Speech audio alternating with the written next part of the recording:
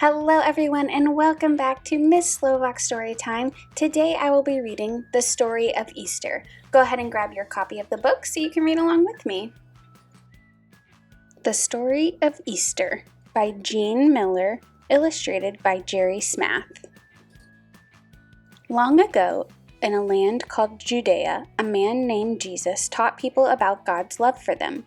People came from all over the land to hear what he had to say. But not everyone liked Jesus. Some leaders worried that the people liked Jesus more than them, and they didn't like what Jesus said, that he was the Son of God. Jesus met with 12 of his closest followers, who were called disciples. The Passover feast is in 2 days, he said. We shall meet then and eat together. A disciple named Judas heard that Jesus' enemies wanted to capture him. Judas met with them in secret. He offered to point Jesus out in return for 30 pieces of silver. Jesus and his 12 disciples gathered together for the Passover feast. As they ate, Jesus watched them sadly. "One of you will betray me to my enemies," he said. This upset the disciples. They stared at each other, wondering who could betray Jesus. Judas slipped out of the room as soon as he could. Jesus asked for God's blessing on the bread, then broke it and gave it to the disciples. "Take this, for this is my body, which I am giving up for you," he said. "Take it and eat." Holding up a cup of wine, Jesus gave thanks and shared it with his disciples, saying, "This is my blood, poured out for you. Take it and drink." After the meal, Jesus took his disciples to the Garden of Gethsemane. He asked them to come with him and keep him company while he prayed to God. But after a while, the disciples fell asleep. Jesus sadly watched their slumber. He knew he would soon be leaving them. Suddenly, Judas arrived with a large band of men. He went up to Jesus and kissed him. That was the signal Jesus' enemies were waiting for. They surrounded Jesus and led him away. Terrified, the disciples fled. When Judas saw this, he regretted what he had done. Judas tried to return the money Jesus' enemies had paid him, but it was too late. Roman soldiers took Jesus to a place called Golgotha. There he was crucified along with 2 thieves. Before he died, Jesus asked God to forgive those who had betrayed him. A man named Joseph of Arimathea asked for permission to bury Jesus. He tenderly wrapped the body of Jesus in fine white linen and laid him in a tomb carved into a rock. 2 grieving women, Mary Magdalene and Jesus' mother Mary, watched as Joseph closed the entrance with a large stone.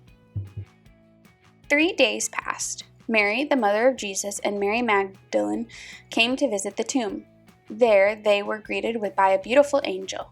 "The tomb is empty," the angel told them. "Jesus has risen to heaven, as he said he would.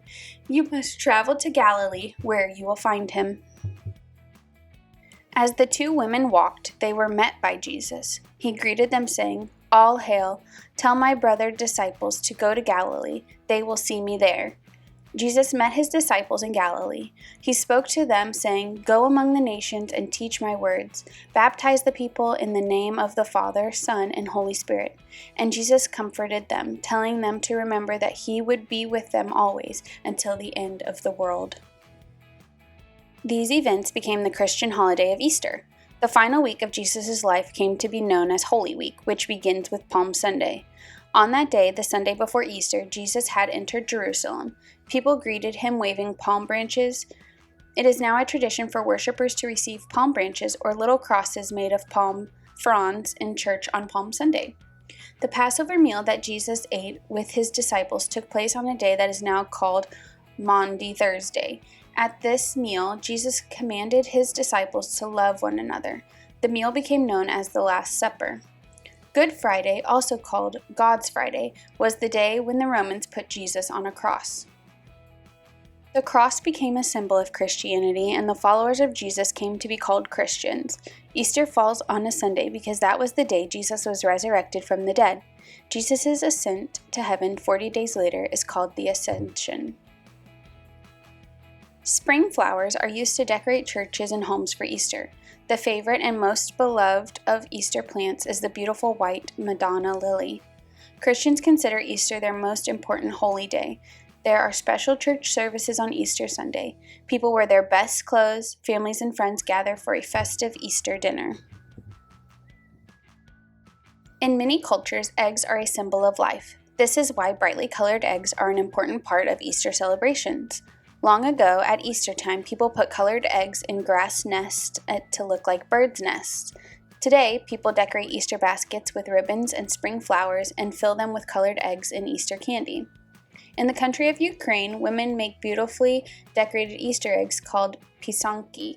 This word means written eggs. Pysanky are often presented to relatives and friends. They are treasured gifts kept for many years. In England, Scotland, Ireland, and Wales, many people believe that the sun dances as it rises on Easter Sunday. People get up early in the morning and gather outdoors to wait for this to happen. And in many places, it is an old custom to call friends and relatives on Easter morning with the greeting, "Christ is risen," to be answered with, "He is risen indeed."